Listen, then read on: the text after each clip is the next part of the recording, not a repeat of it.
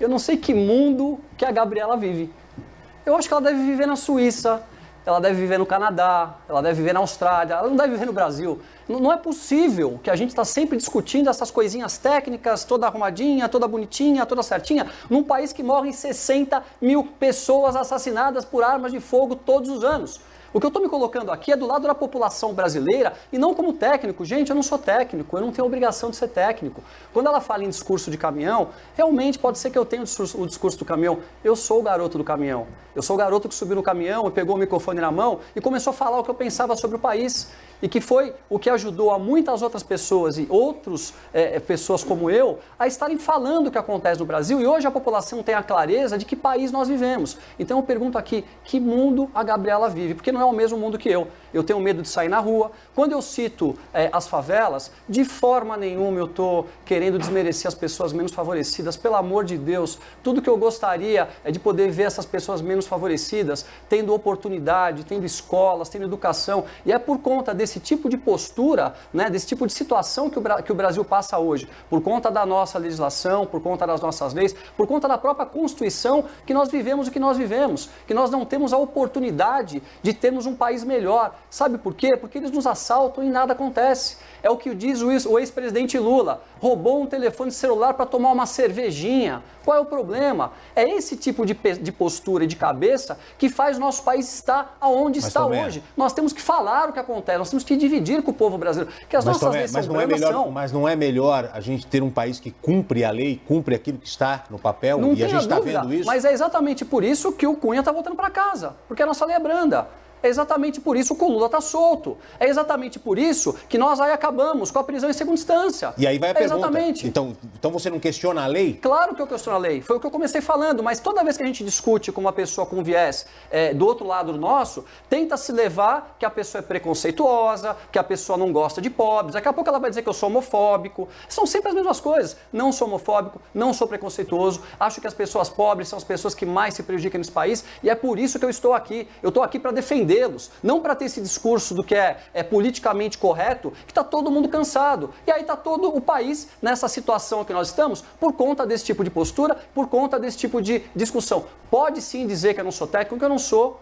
A doutora Gabriela é advogada criminalista, ela tem propriedade para falar sobre isso. Eu não tenho, mas eu falo aqui com o coração de cada um de vocês, brasileiros em casa, de vocês que estão passando essa situação toda, e ela diz que o meu discurso é um discurso fraco, é um discurso que não tem propriedade. Quer dizer, pensar na população brasileira e poder discutir o que a gente pode fazer no futuro para mudar tudo isso, é ser uma pessoa fraca de opinião. Eu discordo completamente e fica aqui a pergunta, que mundo que a doutora Gabriela vive? Não é o mesmo mundo que o meu. Gabriela, você agora?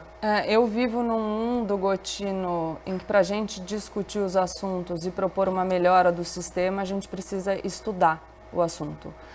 Não dá para a gente discutir sistema de justiça criminal sem que a gente se debruce sobre esse tema. A gente não pode desprestigiar o conhecimento dos especialistas.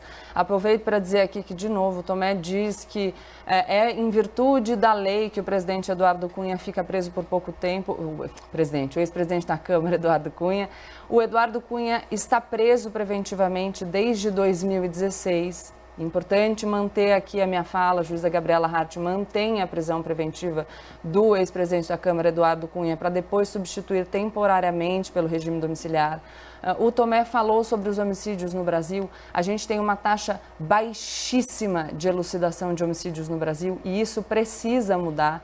Para isso, a gente precisa de pessoas sérias discutindo como distribuir o tempo da polícia, discutindo como devem ser conduzidas as investigações, para que a gente, de fato, consiga responsabilizar as pessoas certas e para que a gente evite, por exemplo, que pessoas sejam presas no lugar de outras pessoas em virtude da flexibilização dos meios de prova. Vou citar dois casos que a gente teve recentemente. Recentemente, um amigo meu advogou de forma absolutamente gratuita para um cabeleireiro de Embu das Artes que ficou preso mais de 400 dias. Só porque uma pessoa acusada de ter praticado um homicídio disse que ele tinha praticado o homicídio junto com um Sidney. Não falou onde esse Sidney morava, não falou o que o Sidney fazia. A prisão preventiva dele, nesse nosso país que tem leis tão brandas, foi decretada e ele só foi solto depois de mais de 400 dias, depois de mais de 17 meses preso, quando um advogado que aceitou trabalhar de graça pediu para que a companhia de telefonia disponibilizasse a localização do celular dele no momento em que o crime foi praticado, e aí se comprovou nos autos que ele estava em outro lugar e que não poderia ter sido ele quem praticou o crime.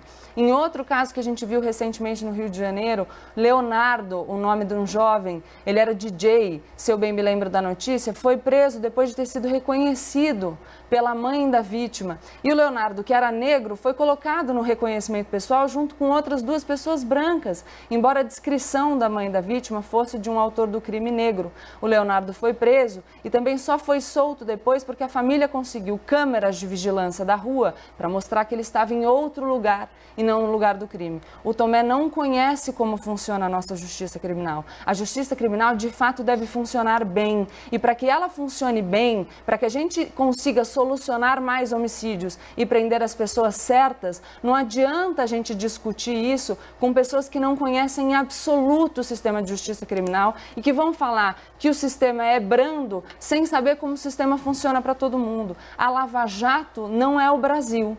O sistema de justiça criminal que atinge as pessoas acusadas pela Operação Lava Jato é um pedacinho do sistema de justiça criminal. O sistema de justiça criminal é muito mais amplo e ele deve ser discutido com a amplitude e com a profundidade que é devida para discutir esse assunto, para que a gente não tenha propostas de solução ou críticas proferidas por pessoas que não conhecem essa realidade.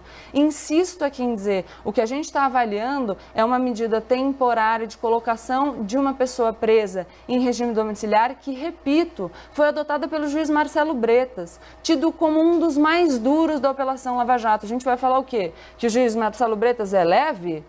Que ele quer privilegiar uma pessoa que foi condenada, que foi acusada, que está, enfim, foi atingida ali no âmbito da Operação Lava Jato? É isso que a gente está dizendo? Não dá para a gente discutir os assuntos com achismo.